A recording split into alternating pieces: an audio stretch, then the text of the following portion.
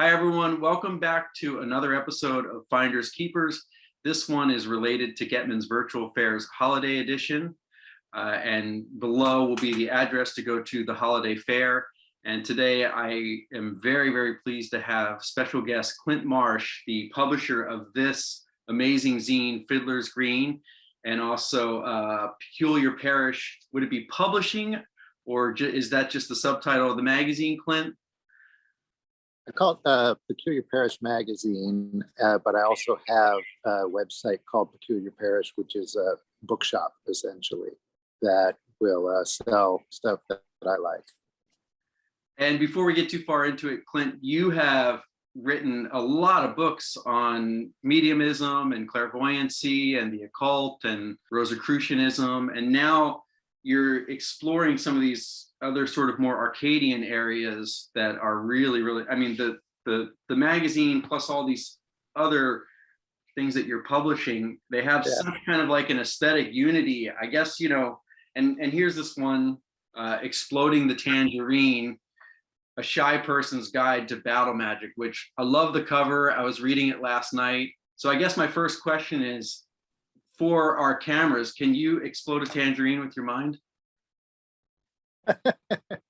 Yeah, just sit back and watch. Yeah, that's the whole setup for that story there. I took the title from this Alan Moore video where he's promoting a zine that he was working on, and his friend is interviewing him, and she asks him, well, like, so what's this magic all about? What's the upshot of you being a magician or wizard for 20 years now? And she said, could you blow something up with the power of your mind? And he's put on the spot. And so he says, oh, well, it's not really like that, but I guess I could give it a try.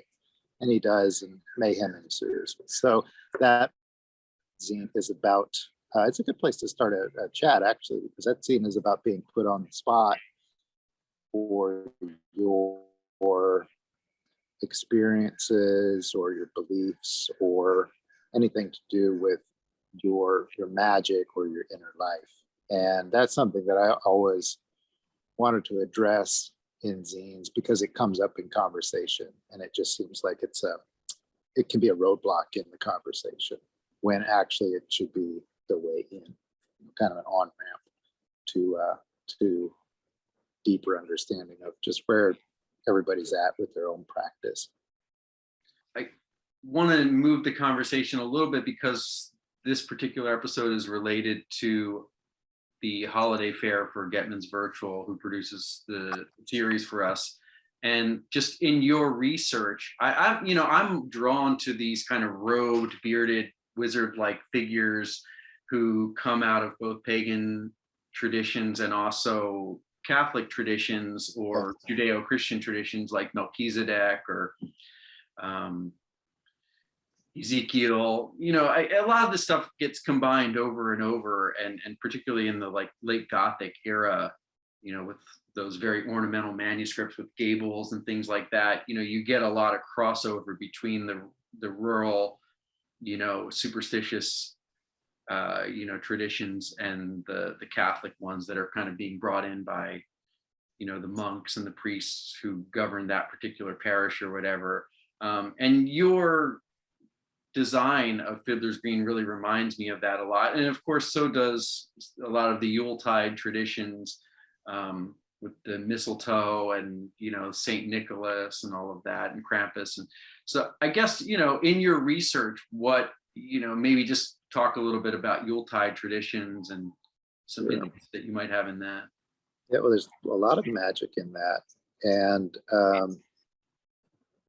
Fiddlers Green takes a lot of inspiration from children's literature and from beliefs we might have as kids, superstitions or ghost stories and things like that appeal to us, magic itself, right?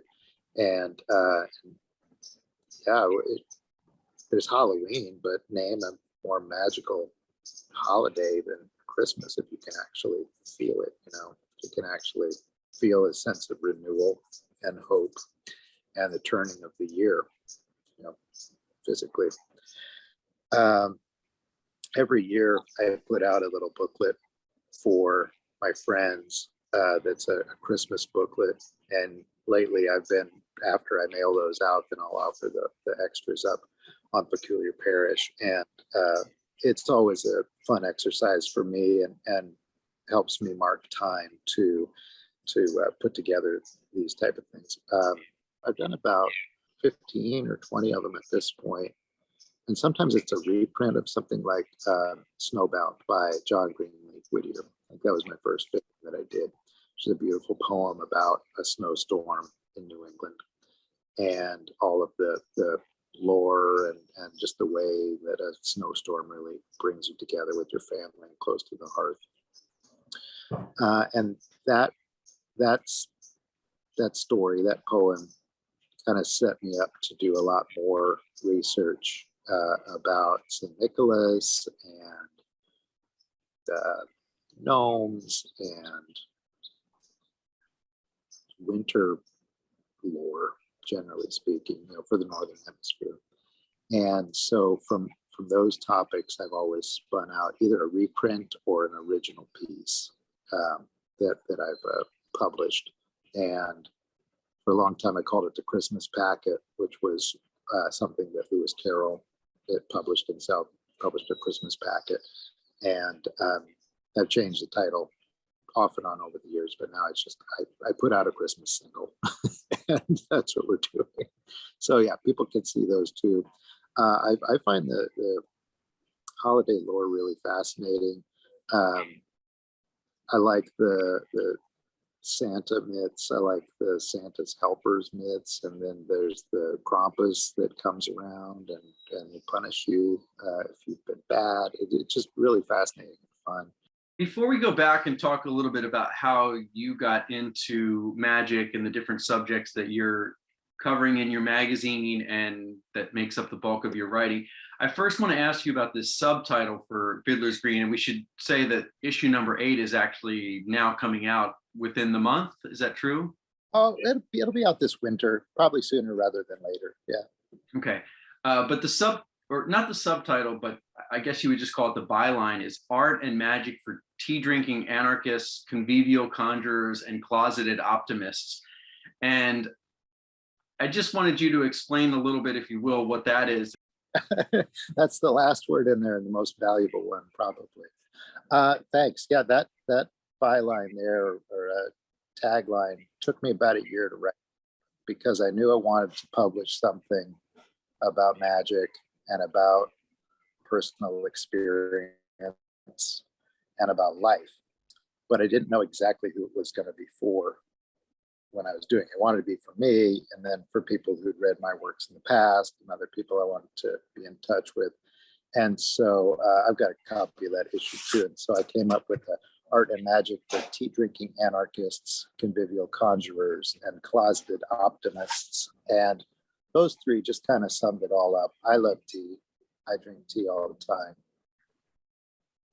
And I thought, well, I've always liked to call myself an anarchist, but like, how fraught is that if we're using these computers to talk to each other, and we all have to have work to pay the bills and so forth?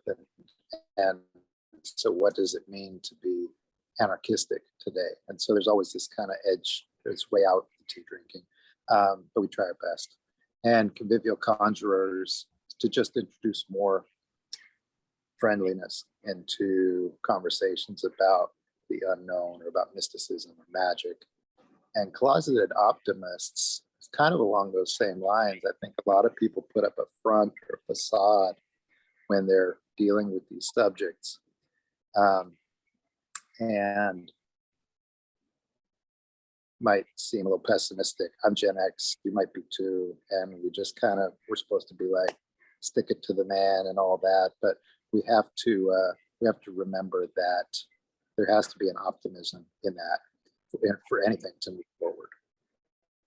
And more and more, just the world disintegrating around us. We just need to have more optimism. So I put that on there too. And it's okay to kind of stay a little closeted with your optimism, but make sure it's there. I was sort of curious about how alternative spirituality sort of came back in as maybe a form of counterculture? Well, I started publishing when I was 18 and put out my first zine in 93, just after high school. And I did that one monthly for a few years. And but it was just all rock and roll coverage, pop culture kind of stuff. And then I moved progressively toward the subject matter that I'm dealing with Fiddlers Green now. I think it was always informed by my age, and our generation, our era, which I think is why it took me so long to get around to it. Because, like I was saying, with the tagline there's all these fronts that people want to put up around their spirituality because you don't want to get hurt. You feel vulnerable about it. And now I'm almost 50 and I don't care what you think about it, so I just want to be me. And I think that there's a real freedom in that. As far as the growth of alternative spirituality, I mean, honestly, we're now 50 years out of past Woodstock and the Summer of Love and all that. And I think you can just commodify so much of this stuff, but people really need to be careful where they put their money and where they put their faith and their trust in spirituality, because honestly, you've always had it in you, and you always have it in the world around you. And I'm selling something too, but that's the real message that I'm trying to put out right now, which is we all have our own stories and our own experiences, and it's a very individualized thing, our spirituality, but we can come together in a place which I call Fiddlers Green and share that, so it's like this rest stop on everybody's own path. You reference, I can see just on the covers and the logos, a lot of 19th century folklore and fairy tale type design, book covers and things like that. But you talk about the Woodstock era, the late 60s and early 70s, which there was a lot of that as well, that sort of got revived, that kind of Art Nouveau fairyland style. And I'm wondering, because I see a lot of exhibitions and books that come at magic from a more gothy perspective, and so the 60s sort of gets cut out of that, things that having to do with like the Dutch art collective The Fool that was involved with the Beatles and did so many of those weird covers and posters and guitars for like Cream that had all the tarot and fairyland figures in them. And I'm wondering, you and them are coming from the same sort of pool of influences from the 19th century, early 20th century. Is there a feeling that, some of the 60s artists have gotten maybe overlooked in the current revival? Just wondering.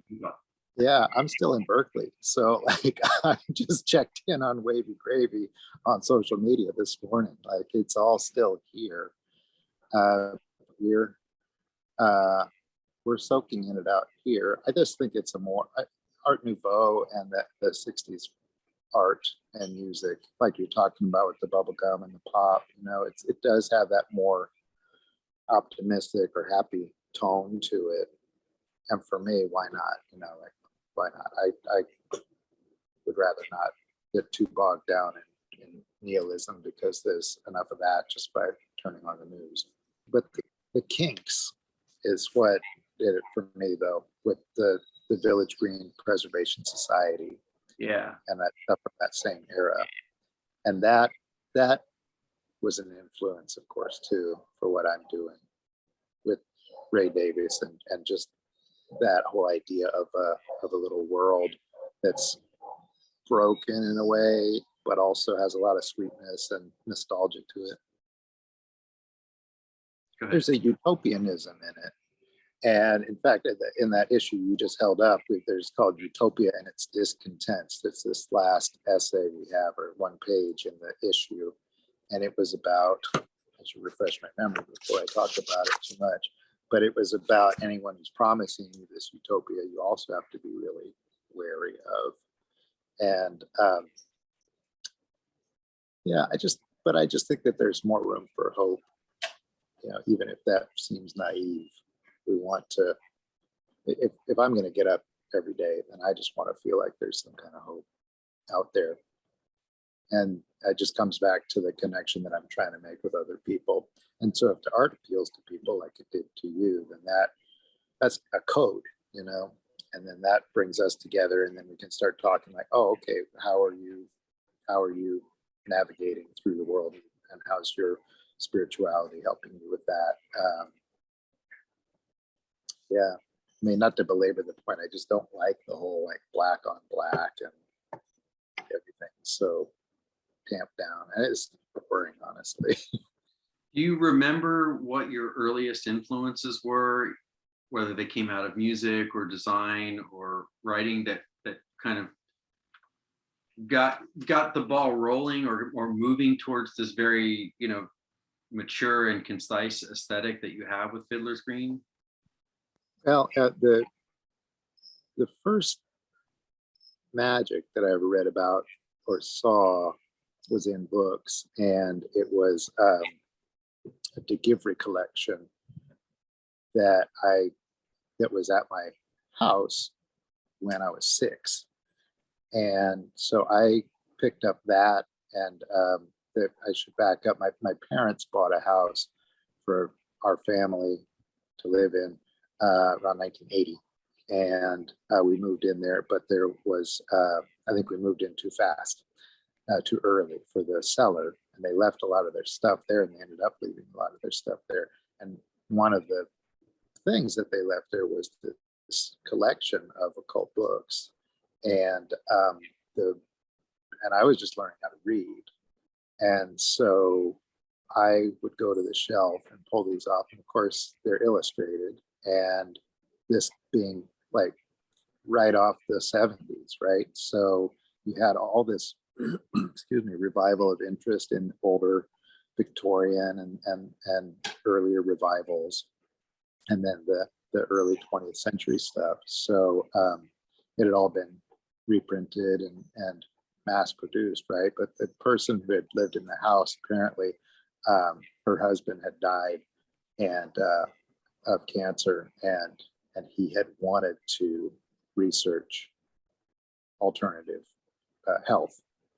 And so he was researching alchemy, and he was researching Egyptian afterlives and all this. And it sounds made up, but this happened, and I was really fascinated by the books. And so I grew up with these emblems and hieroglyphs and scenes of witchcraft and all this from these books in me. But at the same time, we're right at the beginning of the satanic panic, right? And so then all that gets pushed down and pushed down inside me. And but I knew I loved it. And even though after a year or so, those books just weren't around anymore, as soon as I could get them at the library, I did. And as soon as I went on to college and then moved out here, I did. And in the meantime, got really interested in rock and roll and reading. And so then would just consume Rolling Stone and liner notes and all this. And I was always looking for, on D&D, of course, that was in there too. So I was always looking for something hidden underneath all of it. And of course, that's the mystique of so many of these things. There's got this black magic mystique or mysticism to it. Church was a big influence to me too, going to church and learning about God. And it just all came in. And then eventually I felt comfortable enough letting it out again. And like this series, like I said, it took me until I was 40 to put out the first one, but it felt like the right time. And it felt like I'd done enough work and done enough book work and done enough personal work that I could really put together something that would work for others to enjoy and to really understand. this thing that I wanted to be in the world. The name Fiddlers Green comes from this legend of an afterlife. And there's this afterlife that's in the traditions of sailors and cavalrymen. And these are jobs that are hard, and a lot of people die doing them. And so my understanding is that this concept of Fiddler's Green came about as a means of hope within those hard jobs. And it's about a place where you're not going to suffer anymore. You're not going to be up against these trials that this kind of work puts in the way. And I like that idea. And I'm not, my job's easy. I'm just a writer. But I like that idea, and I thought, why wait until you die to experience that kind of heaven, right? And so I wanted to build something where, again, where we could come together to talk about it all and to experience these things that are really personal to us, but do it now, do it while we're still relatively young. And along the way, I think what magic has become for me is really about observation and decision making along the way. What am I going to focus on? How do I perceive this? How much of that is from my own experience? How much of it is objective? And then from those observations, you really start to craft your own reality, whether you know it or not. Everybody does. And so each of the articles that I write, and a lot of the pieces that other people have written for us, talk about everyday life, but then these kind of transcendental moments that happen in their lives that lead them to a new understanding about life. And it's very subtle, but when you can put it in words, then it's something you can share with people, and they can relate to it, when it happens to them. Yeah, and you're reminding me a little bit of a mid-90s album. I don't know if you remember it. It was called Return of the Frog Queen by Jeremy Ennick. And he was the lead singer and I think writer of most of the songs for Sunny Day Real Estate, but he did this sort of Baroque fairy tale solo album in '96 that was not very well received or known at the time. And I think it's gained some cult status, but it has a lot of marimbas and more kind of gramophone style production rather than rock. But it's basically 10 vignettes of people who live these sort of hard medieval lives. And in the backdrop, there's this superstitious figure that keeps them moving ahead in their lives or keeps hope alive despite the difficult reality of things. It's also something that I remember feeling very strongly in the movie November, Estonian movie from 2017. Yeah. And the writer of that film wrote a book, The Last Man to Speak Snakish or something like that. And they all had that really heavy reality that you were talking about of, sort of having to hold something out in front of you to keep things, moving, to keep things hopeful and keep ourselves, able to stay motivated. On a I guess non-editorial level, but more about your writing itself and research, you obviously have done a lot of homework, and I wonder how things like Pan and Arcadia and those types of topics really came to kind of solidify into a cosmology for you. I like the Pan imagery because he's got a few sides to him. It comes out of the Arcadian myths, and he's a fun-loving god. He's also this insatiable sex god, And so how do you reconcile those things? He's related to Dionysus and music and flocks of sheep and all this. It just seemed, excuse me, like a more restful, if we're going to explore that darkness that so many people are exploring in their art with this, well, I think it should at least have a punkish sense of humor, and it should have some room for play in it. And to me, that's really embodied by the pan imagery. Yeah, your oeuvre is very fascinating to me. I was surprised to find it and to find how, really, for lack of a better word, concise it is. The aesthetic doesn't really deviate, and the writing is consistently great. I appreciate you doing this. I'd love to write a story on the return of the Frog Queen sometime for your. Yeah, hit me up